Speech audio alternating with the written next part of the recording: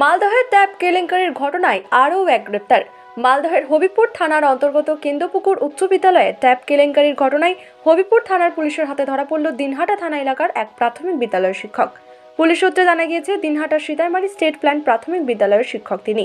ওই অভিযুক্ত শিক্ষকের নাম মনোজিৎ বর্মন, বাড়ি দিনহাটা এলাকায়। অভিযুক্ত মনোজিৎ বর্মনের জানা গিয়েছে প্রায় 20টি নিজস্ব অ্যাকাউন্ট রয়েছে বিভিন্ন ব্যাংকে, তার মধ্যে প্রায় 8টি অ্যাকাউন্টে ট্যাপ কাণ্ডের টাকা লেনদেন করা হয় বলে জানা গিয়েছে। এছাড়াও অভিযুক্তের দাদা ও বউয়ের অ্যাকাউন্টে টাকা লেনদেন করা হয় বলে জানা গিয়েছে। হবিপুর থানার তরফে মেডিকেল করার পর তাকে মালদা জেলা আদালতে পাঠিয়ে 10 দিনের রিমান্ডে নেওয়ার আবেদন জানাবে বলে জানা গিয়েছে। দাদা, কতগুলো অ্যাকাউন্টে এরকম কাজ করেছেন? কতগুলো অ্যাকাউন্টে করেছেন কাজ এরকম? ও দাদা, আপনি কি করেন?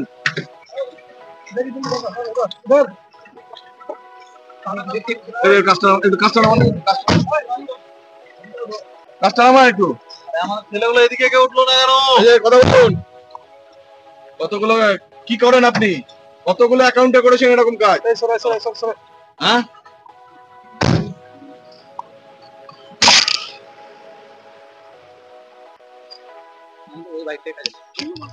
কিচ্ছু বলবে না। কতগুলো অ্যাকাউন্টে করেছেন কাজ এরকম? ও দাদা, আপনি কি করেন?